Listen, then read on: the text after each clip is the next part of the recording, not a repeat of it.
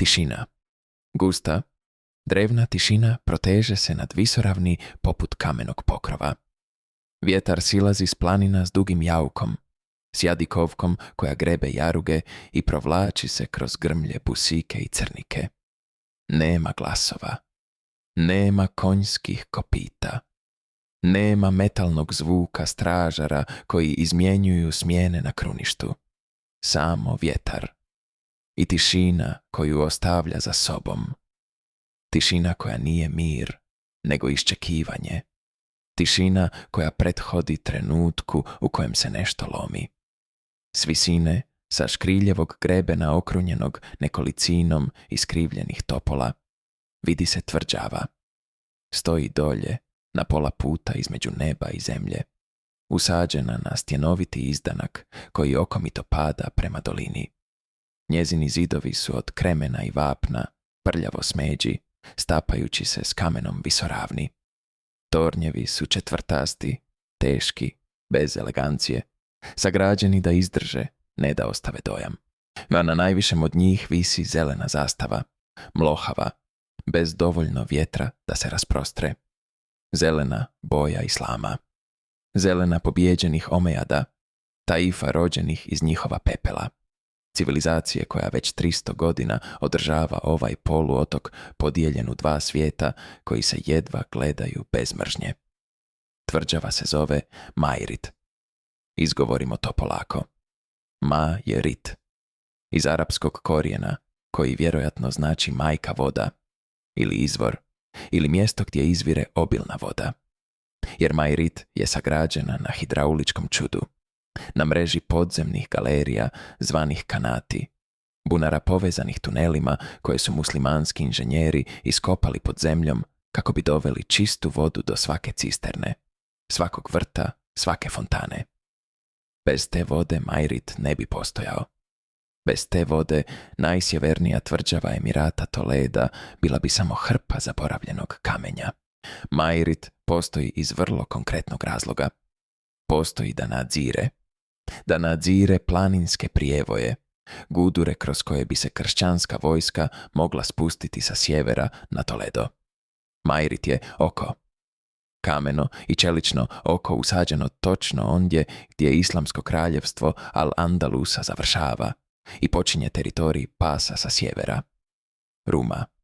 Kršćana koji već gotovo 4 stoljeća ne prestaju pritiskati, grickati teren, napredovati kilometar po kilometar prema jugu sa strašnim strpljenjem onih koji znaju da imaju sve vrijeme svijeta. I ove noći, u jesen godine 478. islamskog kalendara, koju kršćani zovu 1085. svoje ere, to je oko otvoreno. Otvoreno i usmjereno prema sjeveru, jer stražari na kruništu nešto znaju. Znaju već tjednima. Po jahačima koji su stigli iscrpljeni, s konjima prekrivenim pjenom, po trgovcima koji su prešli gorje bježeći, šeslicima unakaženim strahom, po stupovima dima koji se ponekad pojavljuju na horizontu, koji se dižu iz sela što su prije nekoliko tjedana bila živa, a sada su samo pepeo. Alfonso dolazi. Alfonso, šesti leonski i kastiljanski. Kršćanski kralj koji sam sebe naziva imperator Totius Hispaniae, car cijele Hispanije. Dolazi s vojskom kakvu ove doline nisu vidjele od vremena prvih Omejada. Dolazi s vitezovima u bijelim tunikama s crvenim križevima, s pješacima iz Asturije, Leona, Galicije, s francuskim najamnicima koji su prešli Pireneje u potrazi za zemljom i odrješenjem. Dolazi odlučan osvojiti Toledo, staru vizigotsku prijestolnicu, a na putu prema Toledu, između Alfonsa i njegove nagrade, stoji Majrit.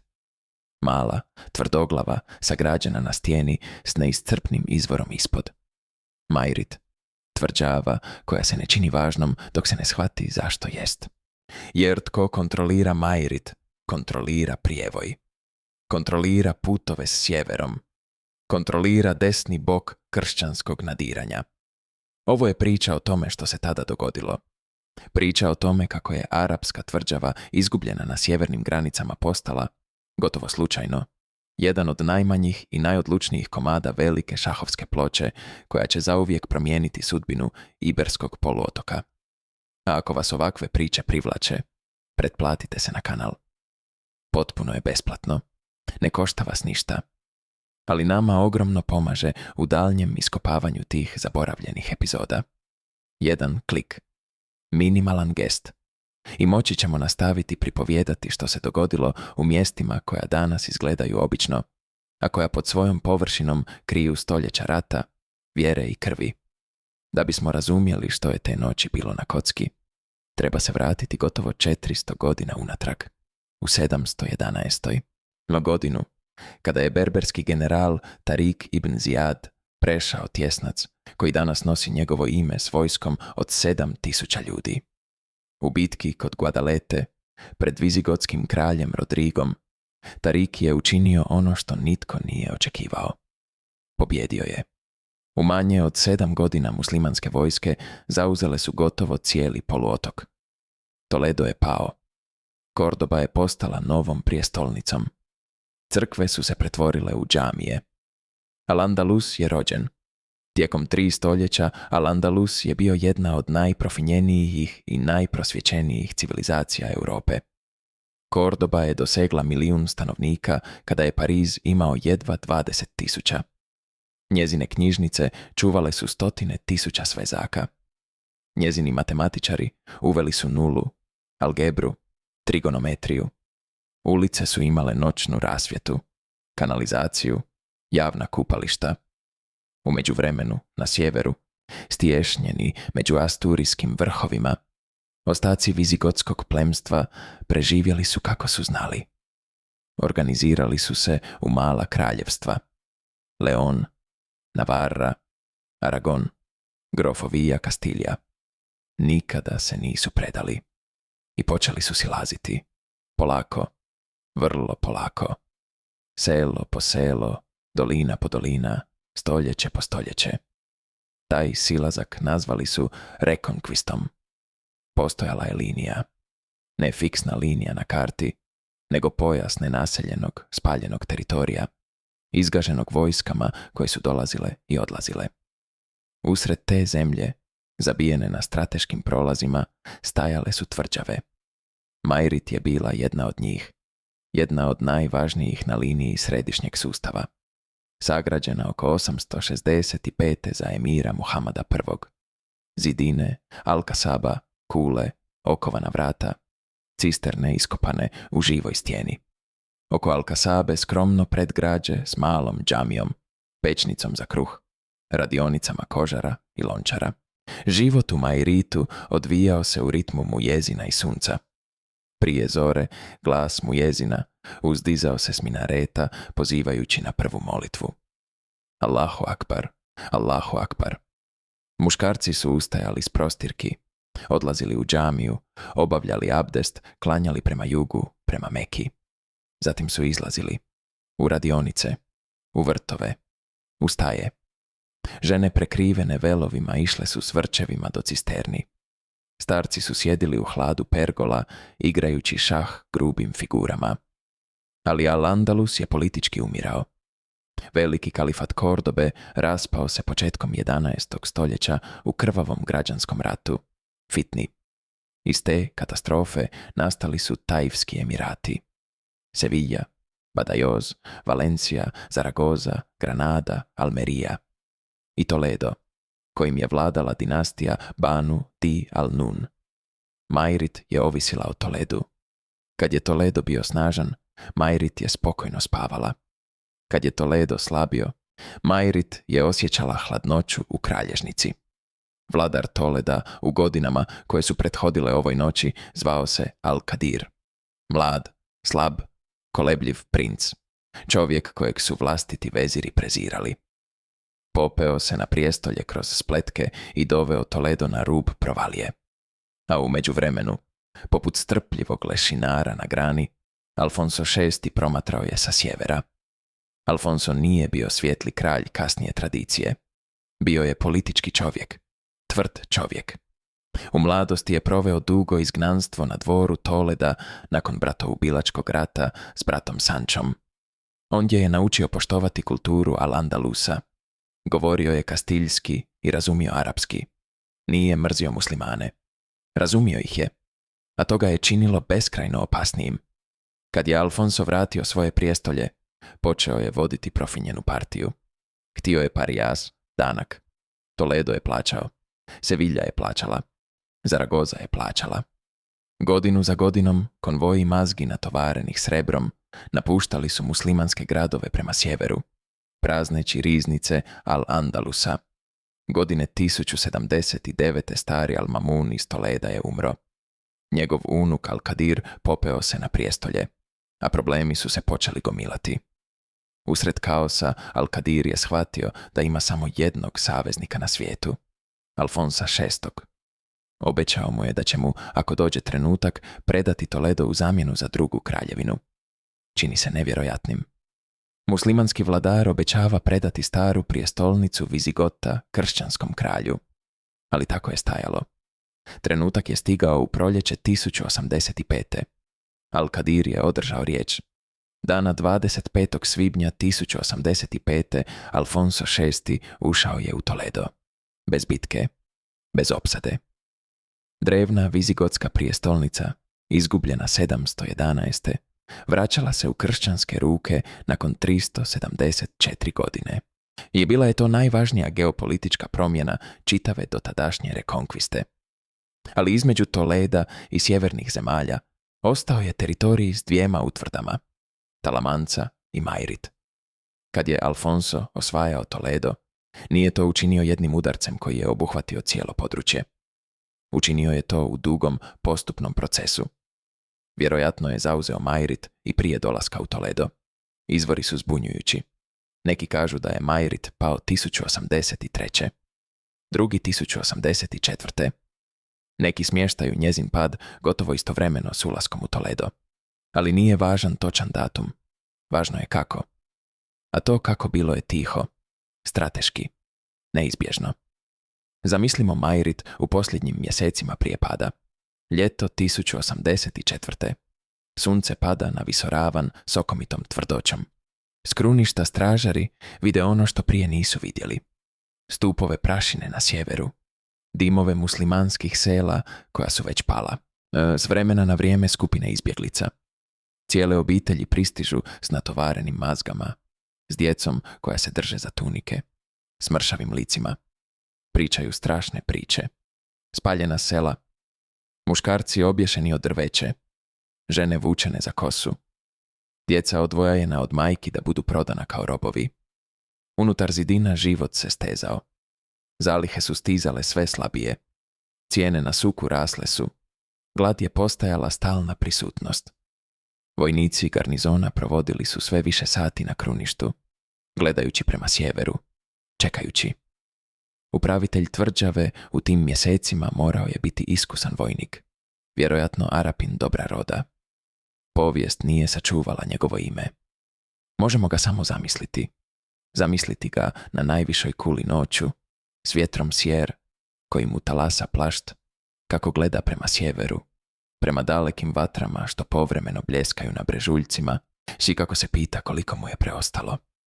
Ljudi garnizona bili su mješavina, profesionalni arapski vojnici, Berberi, Muvaladuni, Hispano-Vizigoti preobraćeni na islam, Sakaliba. Svi su loše spavali noću, molili 5 puta dnevno, obsesivnom rutinom oštrili svoje mačeve. Odnos s civilima predgrađa bio je obilježen čudnom napetošću.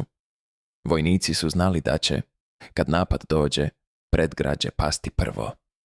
Obrtnici, kožari, tkalci, sitni trgovci, svi su to znali, ali nisu mogli otići.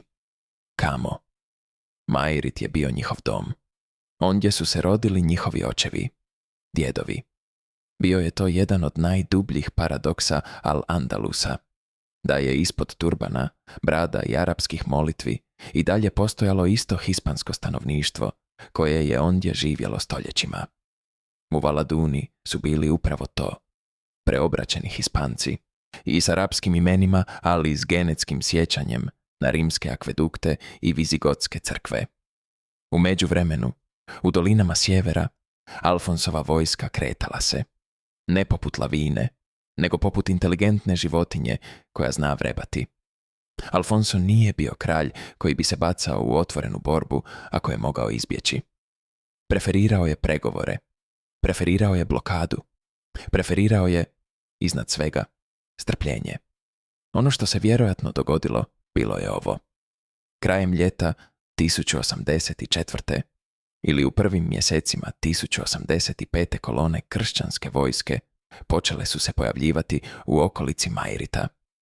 Ne da napadnu tvrđavu, da je izoliraju. Zauzele su mala okolna sela, presjekle puteve, spalile usjeve, postupno istjerale svaku muslimansku prisutnost iz okolice, dok tvrđava nije pretvorena u otok. Unutar Alkasabe moral se raspadao iz dana u dan. Više vojnici su držali straže podočnjaka od neispavanosti. Civili jedva da su izlazili iz kuća. Suk je bio gotovo prazan. Džamija se više punila samo za obavezne molitve. Tada je jednog jutra, vjerojatno u rano proljeće 1085. stigao jahač s juga, iz Toleda, s zapečaćenim pergamentom. Toledski i kršćanski pregovarači došli su do sporazuma. Toledo se predavao, a s Toledom sve zavisne posjedi.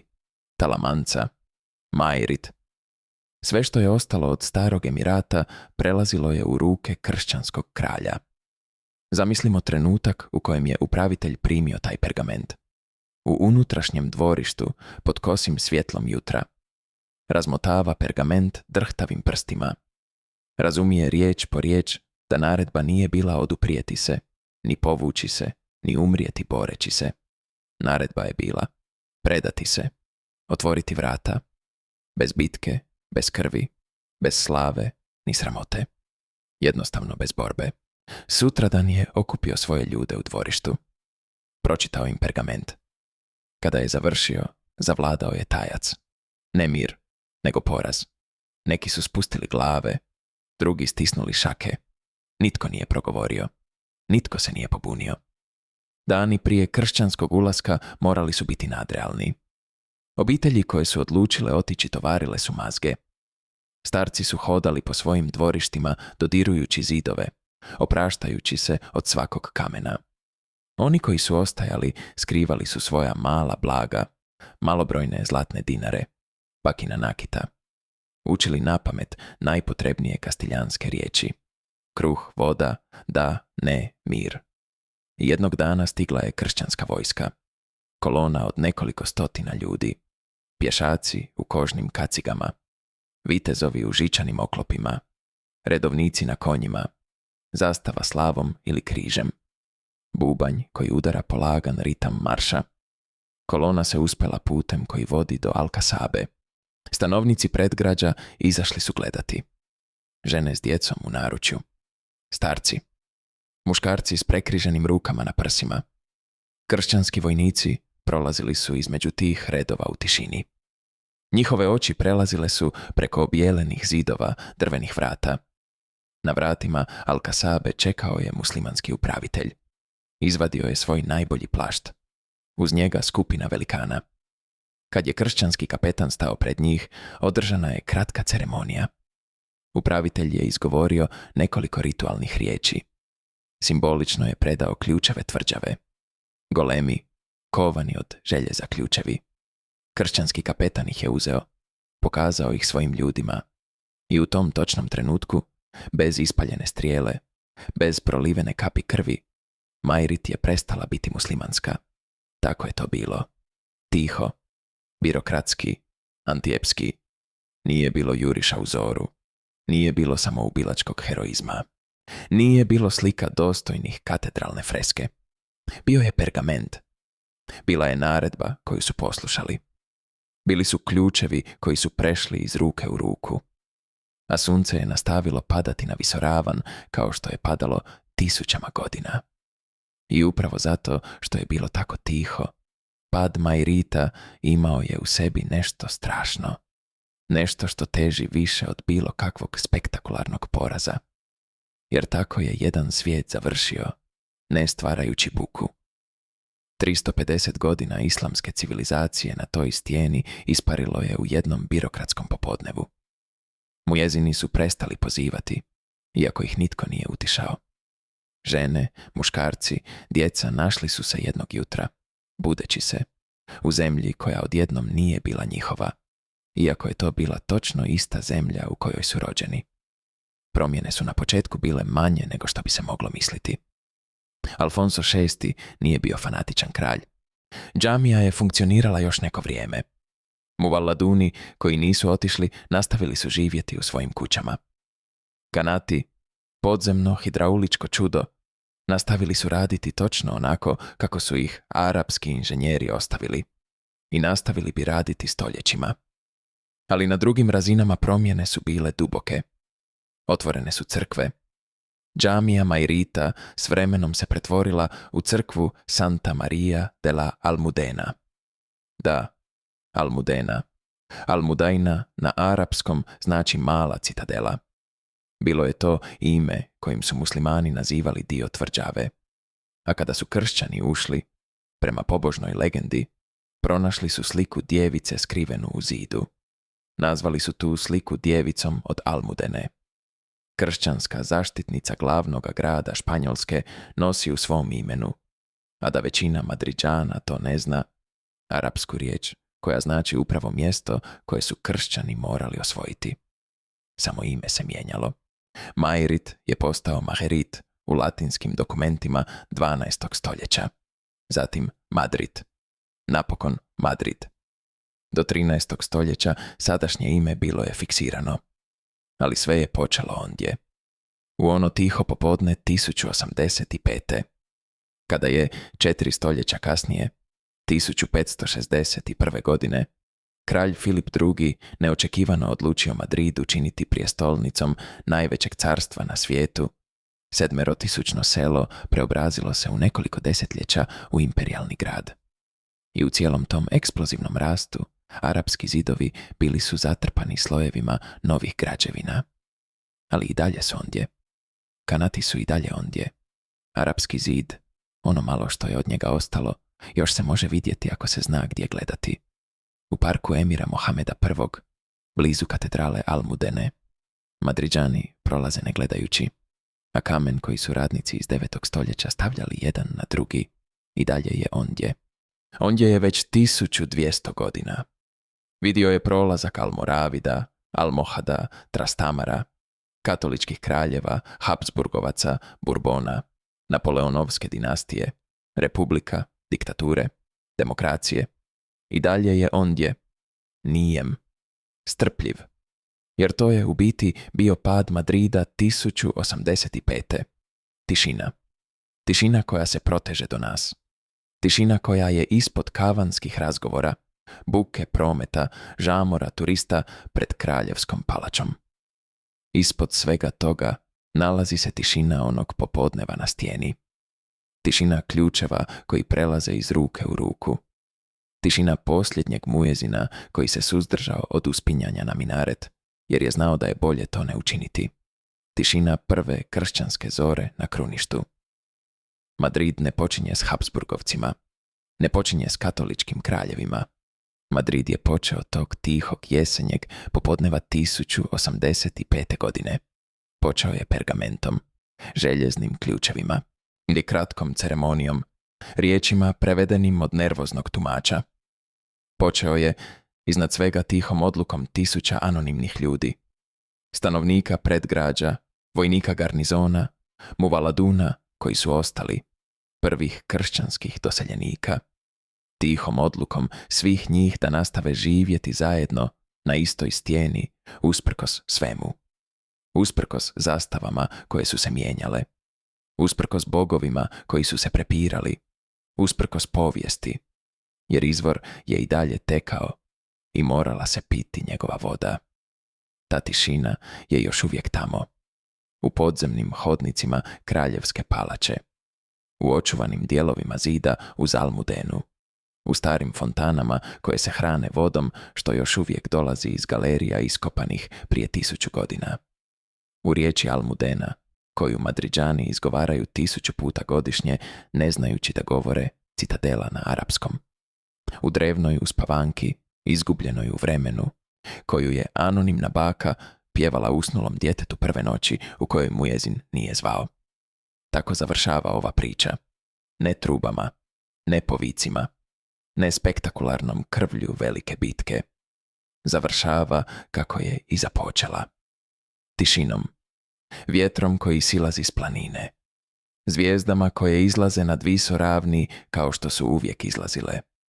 I s tom vrlo tihom izvjesnošću da je sve što vidimo u Madridu danas, i ono veličanstveno i ono obično, sve avenije i svi spomenici, na neki način podržano onim danom, onim ključevima, onom tišinom, tihom i strašnom odlukom anonimnih ljudi koji su odabrali predati bez borbe tvrđavu koja je u svakom kamenu nosila njihova obiteljska imena, jer su znali da je izgubiti u bol, ali spaliti je gore, da je vrijednije ostati živ da se može i dalje pjevati, makar u tajnosti, makar na drugom jeziku, iste uspavanke. Vjetar silazi s planine. Noć prekriva stijenu. Drevno kamenje i dalje diše pod zgradama. A Majrit, iako se više tako ne zove, iako se više nitko ne sjeća njezina pravog imena, Majrit na svoj način i dalje kuca. I dalje kuca. Ispod betona. Ispod asfalta. Ispod slojeva povijesti i zaborava. Mala citadela. Ona koju nitko nikada potpuno nije uspio osvojiti.